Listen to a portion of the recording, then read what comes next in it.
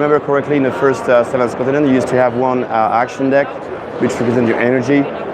It was common for everyone. Now it's not the case anymore. Every player has its own action deck. So you start with like 15 cards on your own character. Each character has a deep specialty inside him. Like could be more like a warrior, more like a wizard, stuff like that. But is it still cooperative? Yes, it's cooperative. So you choose your character. Okay. But in addition to that, you have at the beginning of the adventure 5 more cards that you choose yourself, which you can choose from 20 cards that you can, decide with the only player, and it tends to lead into the special abilities that you want to add to your character. So you can have a predefined warrior, for instance, but tend to be more like a wizard afterward, because you will add some more a mage spell or stuff like that. But what happens if one player dies? Do we all lose? This is as well different. In the past, when the deck has been totally shuffled, we shuffle it back, and the first curse you take, it's over for everyone. Now, so like that, we have some life points where you start the adventure. The adventure tells you, okay, you start with, for instance, 30 life points, 50. It depends on the curse. It's not cursed anymore, but it depends on the adventure you're doing, and you share it among every players. Okay. So you have some little counter to count your life points, and every time you exhaust your action deck, you can remove 5 life points for it and reshuffle it back until you reach, unfortunately, 0 life point, where in that case you may die. I say you may die because if only one character has 1 life point, it's enough. You can choose at this moment to go back to the Citadel. I'm not saying too much at the moment about it, but you will be able to recover your life point and evolve into the scenario. Okay. It's gonna sell itself, right? Because it's so hot. So I guess so, but you never know. But in addition to that, we add into the game some dialogue book, something we didn't have before. Every dialogue you have was on the card. Now we have an extra book when you have the ability to talk to NPCs and act on your dialogue you're going to have with them. So, for instance, you're going to talk with someone, and then you're going to have like free action. You can do this or that or that. Oh yeah, you can choose. Is it like, will it affect your choices? Absolutely, absolutely. Yeah, I expect that. Well, same as the kind of action you can do in the game. Some may affect drastically the scenario, which is the same here. I love that. I think it adds a lot of replayability as well to the game. And it was one comment we had from Seventh Continent that we're missing some dialogue and stuff, so they added into it. The other addition is the threat book, which is the campaign book, basically scenarios book. This is where you choose your threat and how to evolve in it. And you're gonna take this book pretty often. So every time you come back to the Citadel, you're gonna take the book, and it's gonna tell you what to do. Have you done this? Yes, no. And every time it's not done or it's done, we have some consequences to the next chapter, let's say, of the scenario. Oh, that sounds great. Yeah. Oh, that sounds great. The action as well are different.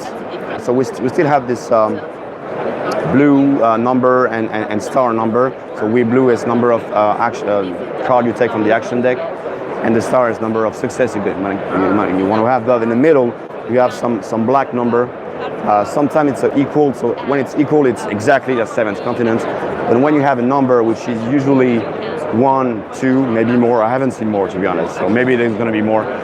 It means that from every card you take from the action deck, you're going to be able to use only the selected number. So you can have, if it's 1, for instance, you have to pick up just 1 card to make the number of success demanded. So it's like the little lock? The lock is still there. Okay. It's still there, but so it's really on some action that tough, supposed to be pretty tough actually. So you need to have equipment for it. Talking about equipment, for instance, we don't have any durability anymore on the objects or items that you're going to get. For instance, you can have some sword, big sword.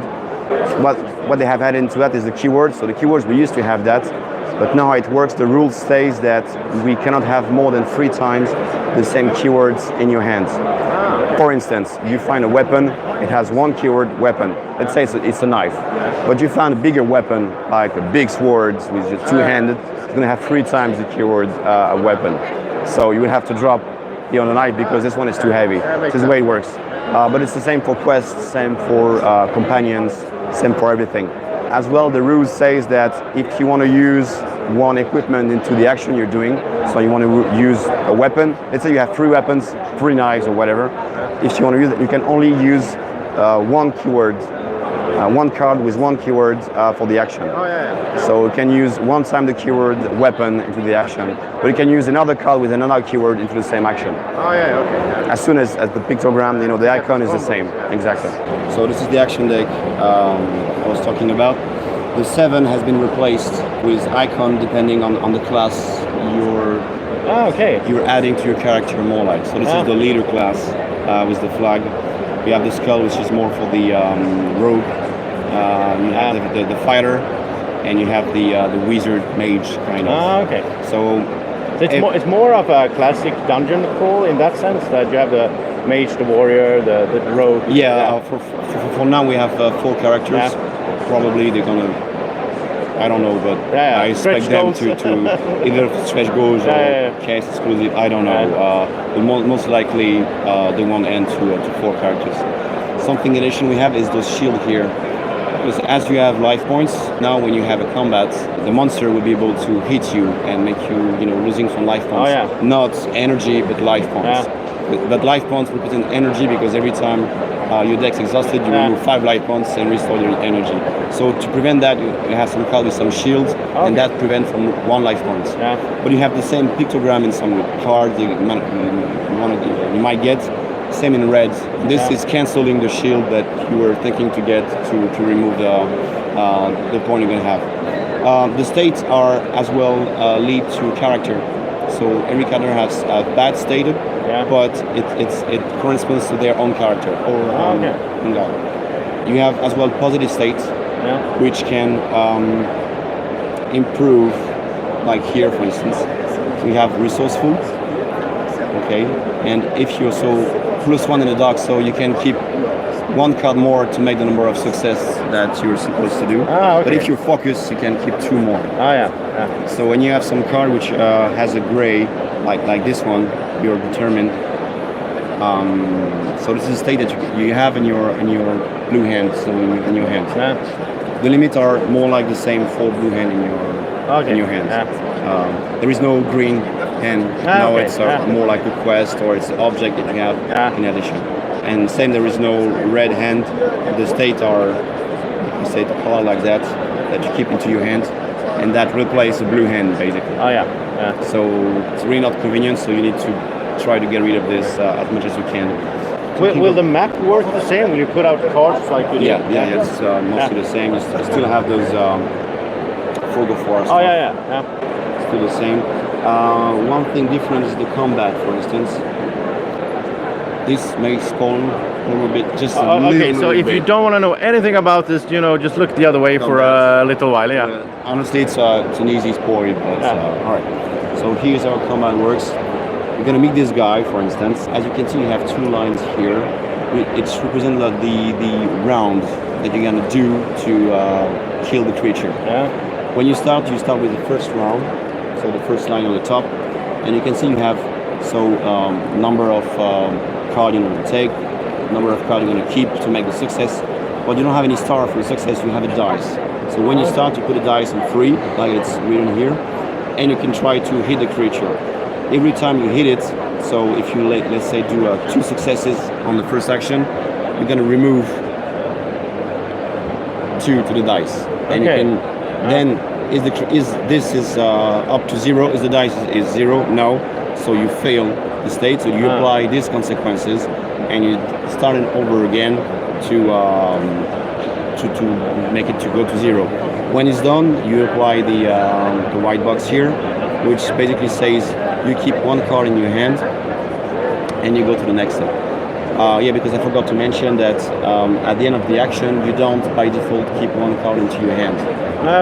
This is an icon that tells you to do so. If you don't have this icon can be in the positive, let's say, success consequences or not success. But sometimes it's not there. Like in this, you don't have it. So you don't keep any card in your hand. So as well, it's a different way to manage that and manage your power. When you succeed, you go to the next stage, another dice, you put it to 4, there it is, and you continue over until you kill the creature, and then you know this pictogram, this icon, and you do that. You remove the dice, and the creature is, you know. Well, thank you so much for showing us a little bit. Breathe in. Look into these eyes. Subscribe to the channel. Now, exhale.